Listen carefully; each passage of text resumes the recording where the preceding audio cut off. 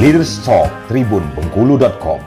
Prinsip kerja kita harus terbuka dengan bawahan, kemudian kita mengapresiasi kinerja mereka. Sekecil apapun kita berikan apresiasi, karena ini sangat memerlukan untuk memotivasi mereka bekerja. Kalau bagi saya role model leadership ini beliau. Pak Gubernur ya. Iya, kalau saya kan banyak hal, terutama beliau itu orangnya kalau misalnya memberi perintah itu kan, itu saya sampaikan tadi, tegas, lugas, dan jelas. Tentunya kita bekerja itu harus ikhlas, bekerja itu harus cerdas, karena harus strategi, kemudian kita bekerja itu harus cerdas, ikhlas, dan bersyukur. Kalau semua ini ketiga-tiganya kita lakukan, hidup ini akan ternyata indah dan damai. Assalamualaikum warahmatullahi wabarakatuh. Berjumpa lagi dengan tribunbengkulu.com dalam program Leaders Talk. Hari ini kita sudah bersama seorang pejabat di Provinsi Bengkulu. Mungkin 1 atau 2 minggu kemarin berita tentang Bapak ini sangat banyak sekali di tribunbengkulu.com. Langsung saja kita kenalan dengan Bapak Sekda Provinsi Bengkulu, Bapak Isnan Fajri. Assalamualaikum Pak. Waalaikumsalam Sehat, Pak? warahmatullahi wabarakatuh. Alhamdulillah. Bagaimana Pak perasaan menduduki karir tertinggi sebagai seorang ASN ini Pak? Oh, ya pada prinsipnya kita selalu bersyukur ya. Setiap capaian, setiap tahapan itu selalu kita syukuri. Ya. Karena ya kalau tidak bersyukur ya kata orang ya nggak tahu diri lah. Makanya kalau saya, karena kita nggak bercita-cita setinggi langit seperti kata orang itu kan nggak. Cuman setiap capaian, setiap anugerah yang kita dapat itu ya wajib kita syukuri. Karena syukur itu membuat kita nyaman. Kemudian wujud bersyukur ini tentunya setiap tahapan itu kita jalani dengan ikhlas. Kalau itu sudah kita lakukan, apapun capaiannya ya kita syukuri. Apa sih Pak Sekda tantangan atau pekerjaan yang paling berat sebagai seorang Sekda itu apa sih Pak? Kalau berat sih sebenarnya ya enggak juga, karena ini kan sudah hari-hari kan kita melakukan kegiatan seperti ini. Hanya saja kepadatan iya. Ya, jadi kita mengatur waktu sebagaimana kita pahami adanya hadirnya pemerintah itu ya untuk melayani masyarakat. Nah, di samping untuk melayani masyarakat, kita juga tersita waktu kita untuk menyelesaikan semua urusan administrasi pemerintahan dan administrasi kepegawaian. Itu lewat sekda semua. Nah, ini kita mengatur ritme dan mengatur waktu ini yang memang butuh seni, butuh cara tersendiri, sehingga semuanya itu bisa kita lewati. Karena kalau di jam-jam dinas ya, kita akan mengutamakan pelayanan terhadap masyarakat, itu pasti. Karena kalau kegiatan administrasi, urusan tanda tangan dan segala macam, kita bagi waktu di luar jam dinas. Kadang-kadang berkas-berkas saya bawa pulang ke rumah. Jadi di rumah kalau malam-malam nggak ada kegiatan-kegiatan pemerintahan, kita ada juga kadang-kadang malam-malam itu ada rapat, kemudian ada acara-acara masyarakat juga. Nah, kita menyelesaikan semua berkas-berkas itu di rumah. Ya sampai subuh. Besoknya lagi kita sudah harus ke kantor lagi. Harus ke kantor lagi, jadwal kita sudah padat lagi. Karena apa? Ya masyarakat itu yang mau bertemu dengan kita, kalau nggak kita layani pasti kecewa. Iya, betul. Dan hakikat adanya pemerintahan yang memang untuk mereka, untuk melayani mereka, untuk masyarakat. Ya seperti itulah kira-kira. Masyarakat Provinsi Bengkulu ini kan taunya Pak Isnan Fajri adalah sebagai seorang Sekda Provinsi. Flashback sedikit Pak Sekda, kita ke belakang. Pak Isnan Fajri kecil itu seperti apa sih Pak? Apakah memang sudah ada cita-cita menjadi seorang ASN atau seperti apa itu Pak? Lahir dari lingkungan seperti apa Pak? Oke. Sejarah ya, masa lalu ya kita orang sangat biasa-biasa saja. Jadi terlahir dari keluarga yang sederhana, dari orang tua petani. Kemudian ya kita sebagaimana masyarakat biasa ya bersekolah, walaupun penuh dengan tantangan, dengan permasalahan. Kemudian ya karena kita tinggal di desa, sekolah harus ke kota, ya sebagaimana teman-teman yang lain kita ikut sekolah ke kota. Kemudian kalau cita-cita pegawai negeri, iya. Nah, waktu itu PNS istilahnya. Ya, Cuman kalau bercita-cita ingin jadi apa setelah pegawai negeri tidak ada. Tidak ada. Saya termasuk orang yang tidak pernah bercita-cita ingin menduduki jabatan apa, nggak pernah. Cuman pada prinsip saya, kita bekerja itu harus punya strategi. Kalau bekerja punya strategi itu kan berarti kan harus cerdas. Betul. Kemudian setiap tahapan kegiatan itu kita harus jalani dengan ikhlas. Itu semboyan saya itu. Kalau kita ikhlas, kita nggak punya beban apa-apa. Iya, betul. Ya. Kemudian sudah cerdas, ikhlas, pasti kita bekerja itu sungguh-sungguh. Iya udah. Kalau 3 prinsip ini kita jalankan, apapun yang kita capai kita syukuri. Selesai urusan ini. Iya, selesai. Tapi memang sudah bawaan saya. Setiap pekerjaan itu saya ingin selesai cepat. Kemudian tampilan pekerjaan kita, performan hasil kerja kita, saya ingin selalu memuaskan. Ya. Di lingkungan keluarga sendiri, orang tua itu memang mendidik Pak Isnan itu seperti apa sih, Pak?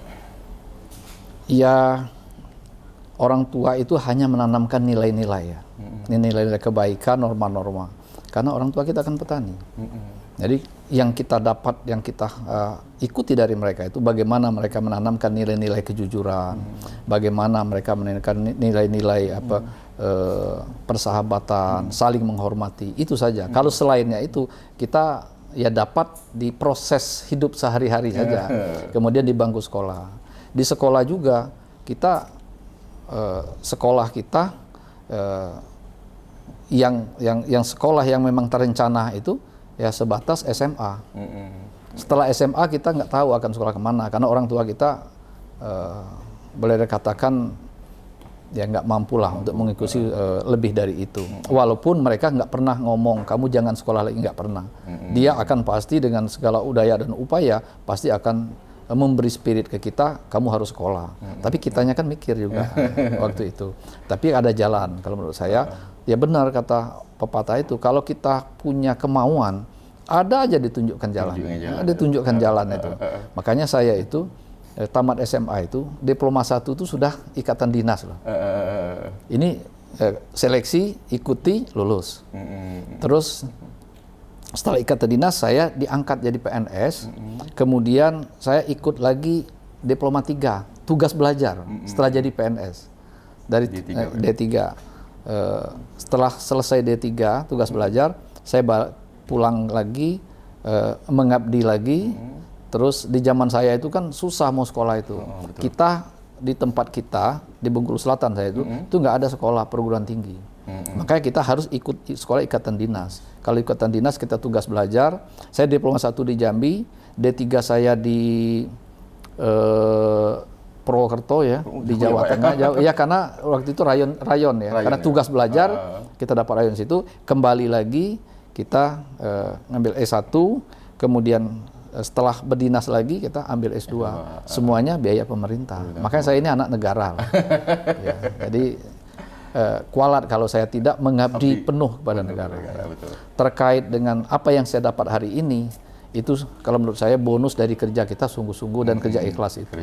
Iya. Pak, pesan orang tua yang paling Pak Isnan ingat dari kecil sampai sekarang yang masih Pak Isnan terapin itu apa sih, Pak? Sama yang saya sampaikan tadi. Ya mereka itu kalau tuntunan itu kan yang pasti kalau orang tua itu kamu jadi orang baik, kemudian kamu harus sholat, ya, kamu harus bisa menghargai orang, itu yang melekat dengan kita. Dan saya merasakan sendiri ya, kalau kita ikuti pesan-pesan dari hati orang tua itu, dalam artian mereka mendoakan kita, inilah yang buat hidup ini jadi berkah loh. Iya. Betul. Jangan sampai kita lalai dengan pesan-pesan mereka, lantas atau kita ikuti pesan mereka, tapi pada akhirnya kita lupa dengan mereka. Inilah yang membuat kita sengsara kadang-kadang. Iya. Betul. Nah, beberapa bulan ini sudah bertugas sebagai sekda. Ya. Mungkin ada visi misi atau ada target-target sendiri yang Pak Isnan akan kejar sampai masa jabatan ini berakhir. Apa itu, Pak? Kalau visi misi enggak, karena sekda kita tidak punya visi misi. Visi misi kita kan mensukseskan visi misi gubernur dan wakil gubernur, kepala daerah. Itu udah pasti. Kemudian sesuai dengan janji, bukan janji ya, karya tulis saya saat saya ikut seleksi kemarin, ya antara lain saya akan mempercepat proses reformasi birokrasi pelaksanaannya untuk pemerintah Provinsi Bengkulu. Kemudian kita menegakkan disiplin pegawai lah, iya itu sudah kita mulai. Awal-awal saya bertugas, yang pertama kali saya sampaikan itu kita harus menunjukkan performan unit-unit di mana kita mengabdi itu kan harus beda dengan sebelumnya. Kemudian disiplin tentunya iya. Awal dari segala semuanya itu kan harus diawali dengan disiplin ya. Orang yang berdisiplin kemudian dia sudah otomatis dia ikut aturan-aturan kepegawaian.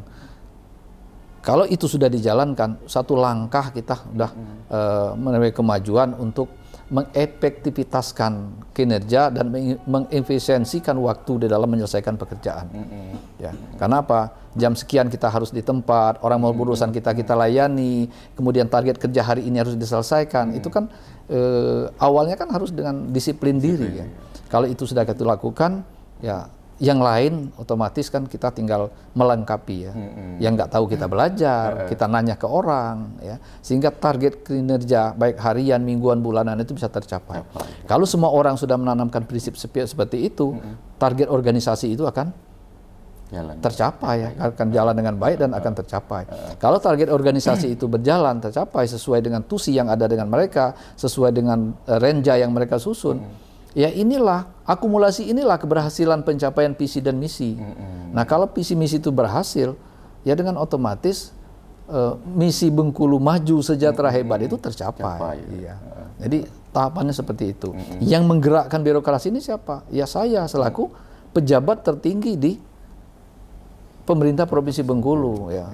Jadi saya menggerakkan. Saya harus memotivasi mereka bekerja dan saya juga harus mengawasi mereka dalam bekerja. Tentunya nggak bisa dengan tangan saya sendiri. Makanya saya itu dibantu oleh 3 asisten. Ya. Nanti asisten ini membidangi mitra kerja OPD yang ada sesuai dengan mitra kerja mereka masing-masing. Jenjangnya seperti itu. Tapi kita tetap arahan harian kita setiap apel pagi yang berapel di lingkungan kantor gubernur. Jelas arahan kita setiap pagi kita sebelum mereka melaksanakan tugas kita kasih mereka arahan-arahan apa yang harus dipercepat, apa yang harus dikerjakan seperti sekarang ini. Sekarang ini sudah memasuki bulan kedua triwulan terakhir ya. Ya ini November. November sudah hampir pertengahan. Efektif bekerja ini tinggal 1 bulan. Pertengahan Desember aktivitas fisik kita sudah karena akhir Desember semua keuangan udah close, otomatis harus dikejar. Ini kita harus ada terobosan-terobosan yang kita lakukan dengan kepala OPD mulai Senin besok. Saya udah akan instruksikan untuk kurangi ya berjalan keluar daerah. Silakan diperbanyak melakukan perjalanan pembinaan apapun itu namanya di dalam daerah. Itu sasaran kegiatan itu kan adanya di dalam daerah. Ya, makanya kita kalau bukan sangat penting dan sangat perlu, kita tidak menugaskan pejabat kita untuk keluar daerah dulu. Iya, betul. Fokus dulu menyelesaikan permasalahan-permasalahan daerah, persoalan-persoalan, target-target kinerja yang memang harus dicapai. Kemudian semua lini itu pekerjaannya harus benar-benar diawasi, dipantau. Ya kapan perlu kita ikut, ya mengakselerasi itu supaya target-target akhir tahun itu tercapai. Ya. Terkait bahwa Sekda ini kan punya peran penting juga dalam mewujudkan visi misi kepala daerah tadi, Pak. Iya. Kita lihat kan bahwa Pak Gubernur kita ini adalah orang yang visioner, pekerja keras. Nah, secara pekerjaan dan secara pribadi ada kesulitan nggak Pak Sekda mengikuti alur kerjanya Pak Gubernur ini, Pak? Kalau kesulitan nggak, cuman kadang-kadang kita agak keteteran karena speed beliau terlalu tinggi, terlalu cepat, baik dengan pola pikir, mungkin dengan kecerdasan beliau ya, terus dengan pengetahuan beliau tentang pemerintahan dan segala macam ini, kadang-kadang kita agak keteteran. Karena kita nggak bisa jauh kerja sendiri, kita juga harus mengkondisikan lini-lini yang ada di bawah kita ini.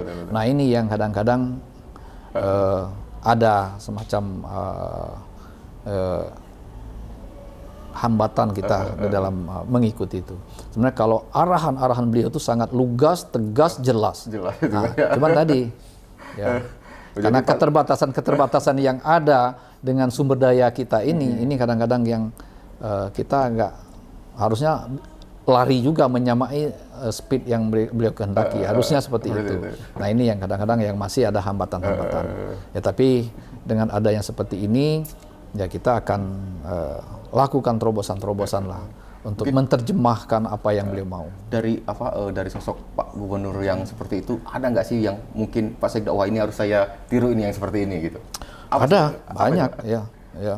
Banyak, makanya kalau bagi saya role model leadership ini beliau. Pak Gubernur ya? Iya, kalau saya kan banyak hal, terutama beliau itu orangnya kalau misalnya memberi perintah itu kan, itu saya sampaikan tadi, tegas, lugas, dan jelas.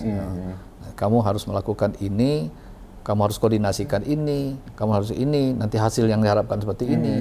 Kemudian arahan-arahan beliau, kalau beliau, aduh, saya rasa karena beliau sangat paham, ya. Sangat paham. Menguasai, urusan pemerintahan beliau sangat paham, urusan kemasyarakatan beliau sangat paham. Jadi setiap perintah itu jelas. Jadi tidak ada kalau orang kan maunya saya seperti ini, nanti carikan jalan dengan kamu, enggak. Kalau beliau itu kan sampai runut memberikan perintah ke kita selaku staf di bawah beliau, baik langsung lewat saya maupun langsung ke kepala-kepala OPD yang ada. Jadi ada strategi khusus nggak Pak Sekda dalam mengikuti kecepatan Pak Gubernur tadi itu? Ya ada. Kalau saya, ya kalau itu misalnya lewat saya, itu jangan kita simpan. Begitu kita dapat perintah, itu sesegera mungkin kita teruskan ke OPD teknis yang akan yang membidangi, yang akan melaksanakan.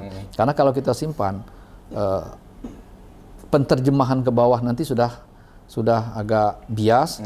Yang kedua, kadang-kadang kita sendiri kan lupa. Ya.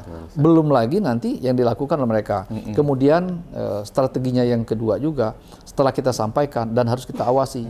Karena beliau pasti akan minta laporannya, progresnya seperti apa. Makanya harus kita pantau. Jangan sampai kita memberi perintah, udah kita lupa, nggak kita pantau lagi. Nanti mereka bertanya dengan kita, ya penilaiannya ke kita juga seperti apa nanti. Jadi dengan beliau itu kan harus jelas. Makanya kalau kita perintahkan ke bawah, ke siapa, terus progresnya seperti apa, kalau ada kendala-kendalanya seperti apa. Saya juga perintahkan dengan mereka jelas. Kalau kalian ada hambatan, ada masalah, cepat lapor ke kita supaya kita carikan solusi.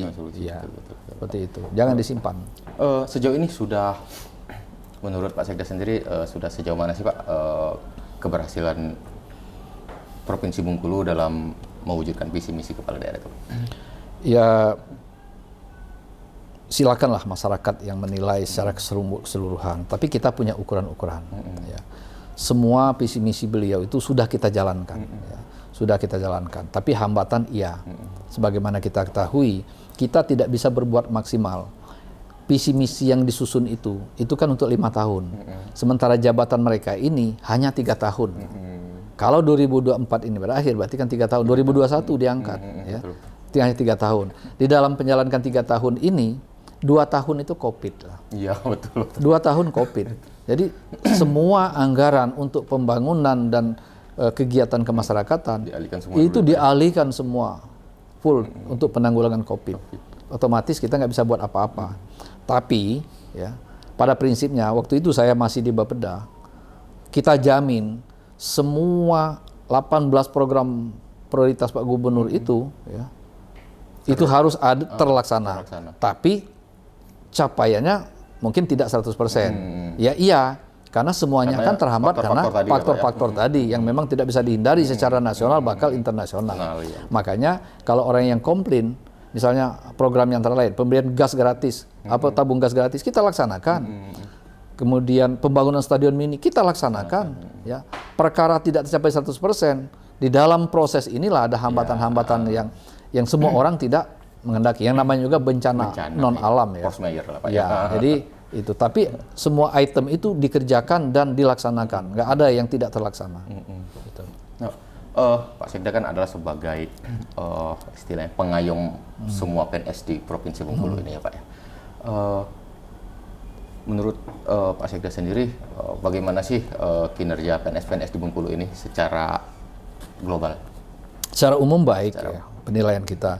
Cuman secara spesifik ada memang OPD-OPD tertentu atau pejabat-pejabat tertentu yang memang menjadi faktor kunci dalam pelaksanaan kegiatan di OPD Pemsib Bengkulu ini. Tapi ada juga yang memang selalu ingin disupport, selalu ingin didorong, selalu ingin diingatkan, itu ada. Dan saya rasa ini lumrah lah dalam sebuah organisasi yang besar yang namanya pemerintahan ya. Karena tidak semua kemampuan orang itu sama, tidak semua juga kemampuan OPD itu sama. Jadi kalau pemetaannya pada secara keseluruhan bisa dikategorikan baik. Dan ada memang OPD-OPD yang menjadi kunci dalam pelaksanaan pembangunan maupun dalam pelaksanaan pemerintahan. Nah ini yang memang yang selalu katakanlah paling sering kita hubungi karena inilah yang memang faktor penentunya. Ya bukan yang berarti yang lain itu kita abaikan dan kita tidak peduli kan enggak. Sesuai dengan tugas pokok dan fungsi tentunya mereka juga akan menjalankan fungsi-fungsi sesuai dengan itu. Tapi tidak seintens yang OPD kunci. Katakanlah seperti kan Bapeda, BPKAD ya. Terus pendidikan, kesehatan. Kalau ini kan memang faktor kunci ya. Kemudian pertanian, itu kita lihat sumber daya yang ada udah cukup lumayan, sudah bisa menggerakkan organisasi itu dengan baik, dengan maksimal. Tapi ada juga memang OPD tertentu yang memang ya mungkin dari segi tugas dan fungsinya memang tidak sepadat yang mereka ini. Bukan berarti mereka tidak penting. Semua OPD itu kan penting, makanya ada di nomenklatur pemerintahan kita. Tapi frekuensi pekerjaan dan intensitasnya itulah mungkin yang membedakan dengan OPD yang lain.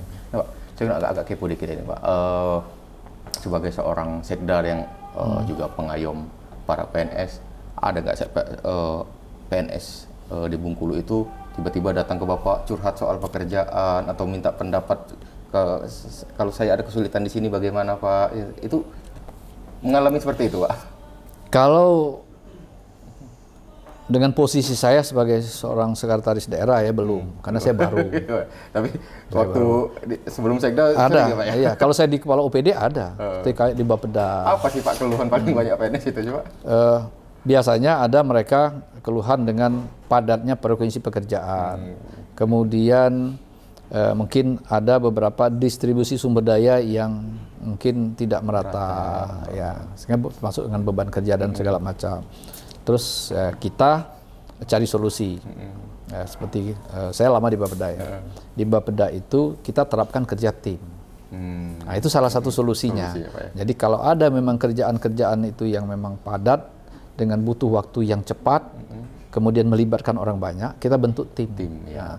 Kalau tim ini tidak berarti menjadi tanggung jawab satu unit. Kalau menjadi tanggung jawab satu unit, mereka pasti keteteran. Tapi dengan kerja tim ini, semuanya bisa berjalan dengan baik, langsung dibawa kendali kita. Sama, kalau ada hambatan, didiskusikan segera, jangan disimpan. Ya. Itu prinsip kerjanya seperti itu. Kalau disimpan, nanti sudah waktunya baru permasalahan ini terungkap, kita nggak punya waktu lagi untuk memperbaiki atau menyelesaikan. Makanya saya sampaikan, prinsip kerja kita harus terbuka dengan bawahan, kemudian kita mengapresiasi kinerja mereka. Sekecil apapun kita berikan apresiasi. Karena ini sangat memerlukan untuk memotivasi mereka bekerja. Makanya saya kemarin waktu di Bapeda itu, ya mungkin kalau kata orang itu menemukan zona nyaman itu kan di sana. Ya. Tapi hidup ini nggak boleh lama-lama di zona nyaman. Iya, makanya kita harus dibuat tantangan baru. Makanya saya dikeluarkan dari Bapeda. Makanya kalau orang berpikir singkat, loh kok apa salah saya? Kok saya dikeluarkan di situ? Padahal prestasi saya bagus di sini. Nah mereka lupa bahwa seseorang itu nggak boleh lama-lama di zona nyaman. Takut tidak berkembang ya Pak ya? Ya nggak tahu, pokoknya setelah saya rasakan, hidup ini memang harus penuh dengan tantangan, supaya orang itu ya berpikir kalau menurut saya. Nantilah kalau masalah kemajuan. Kalau orang itu berpikir, ingin mencari jalan keluar yang terbaik, ya inilah namanya kreativitas. Ya, mungkin nanti akan timbul ide, akan timbul motivasi baru, akan timbul inovasi baru. Nah, ini yang dibutuhkan. Ya. Tapi kalau orang di zona nyaman cenderung monoton. Kan? Monoton, ya. Nah, ini yang terjadi dengan saya. Ternyata ini, ini jawabannya. Gitu. Tapi waktu itu selaku manusia ada juga protes-protes dalam hati gitu. Tapi jawabannya sekarang, iya benar. Orang bijak itu mengatakan bahwa seseorang itu nggak boleh lama di zona nyaman. Ini jawabannya. Nah, Pak, untuk rekrutmen P3K 2003 untuk Bengkulu sendiri itu prioritasnya apa, Pak? Itulah kita P3K ini kan top down ya. Top down ya, Pak. Top down. Jadi semua regulasinya disusun dari pusat. Ya. Kita ini cuman ya membantu memfasilitasi aja. Kita tidak bisa mengusulkan ya, Pak ya? Ya usul dari kita, cuman kan rambu-rambunya kan mereka semua. Tetap dari mereka ya.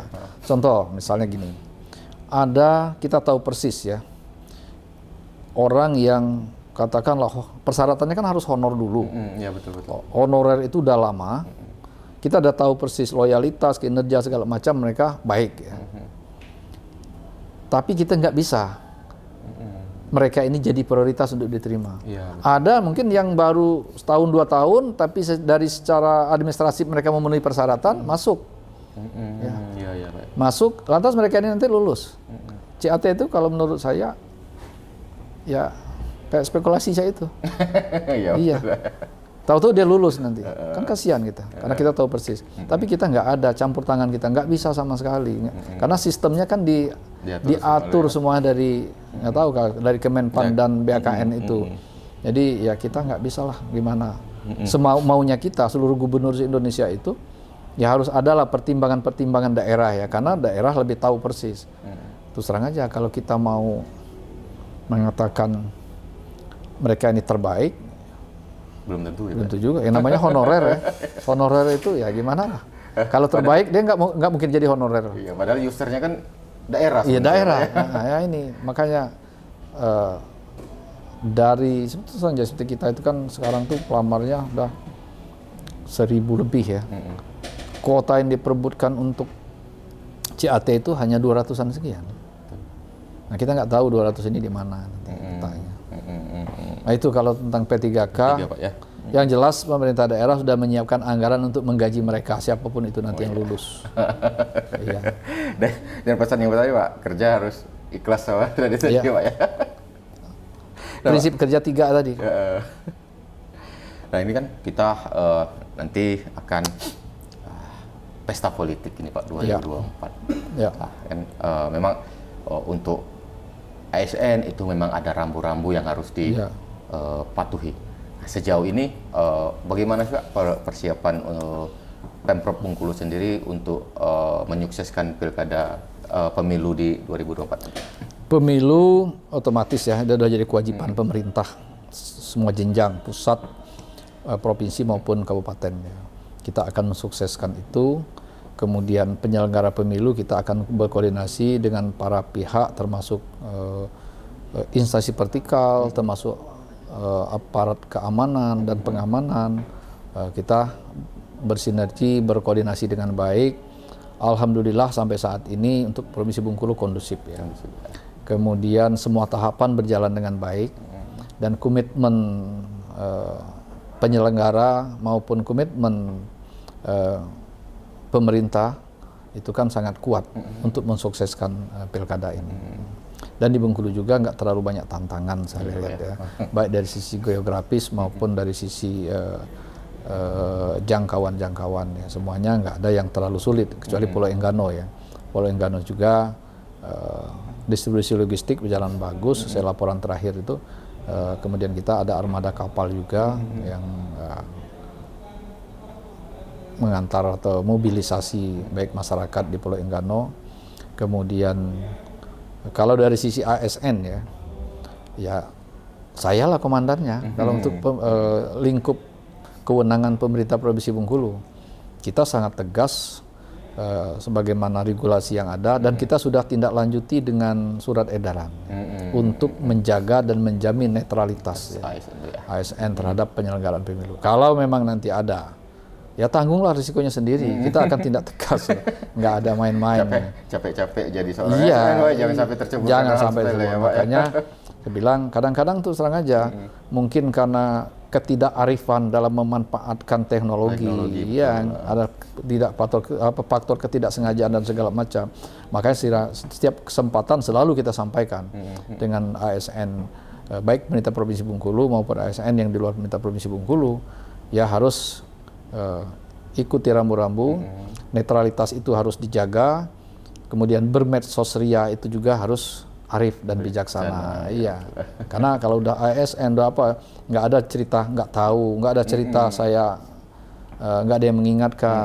Ya, orang sudah ASN itu logika berpikirnya udah menyampai lah ke situ kan. Tinggal tapi perlu yang namanya manusia tempat lupa, tempat lalai, makanya kita sering mengingatkan. Saya mengingatkan, dalam kesempatan ini juga saya mengingatkan untuk ASN kita sama-sama menjaga netralitas, jangan berpihak untuk penyelenggaraan pemilu dan pilkada ke depan. Oke, Pak Isnan. Nah, pertanyaan ini selalu saya tanyakan kepada narasumber saya ini, Pak Isnan. Menurut Pak Isnan sendiri, definisi pemimpin itu apa sih, Pak? Dan menurut Pak Isnan sendiri, idealnya seorang pemimpin itu apa? Pemimpin kalau dari sisi teori kan sudah sangat jelas ya, leadership itu ya. Itu. Tapi kalau menurut saya hakikat pemimpin itu ya panutan, ya panutan, kemudian bisa mengelola, ya bisa mengelola sumber daya yang ada di sekitarnya. Nah ini hakikat pemimpin ini kan seperti itu, ya.